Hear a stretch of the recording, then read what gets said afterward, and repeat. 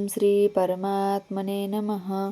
श्रीमद्भगवद्गीता अथ प्रथमोऽध्याय. श्लोक 19.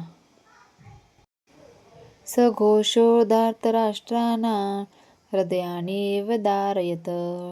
सघोषोदार्तराष्ट्राणां हृदयानीव धारयत. नभश्च पृथ्वी चैव तुमुलोभ्यनुनादयन्. नभश्च पृथ्वी चैव तुमुलोभ्यनुनादयन्. सघोषोदार्तराष्ट्राणां हृदयानीव धारयत. नभश्च पृथ्वी चैव तुमुलोभ्यनुनादयन्. अर्थ: हा विविध प्रकारचा शंखनिनाद वाढतच गेला. या निनादाने आकाश व पृथ्वीतल दुमदुमून गेले आणि धृतराष्ट्रपुत्रांची हृदये विदीर्ण झाली. तात्पर्य म्हणजेच दुर्योधनाच्या पक्षातील भीष्म आणि इतरांनी जेव्हा शंखनाद केला तेव्हा पांडवांची हृदये मुळीच विदीर्ण झाली नाहीत. अशा प्रकारच्या घटनांचा उल्लेख आढळत नाही.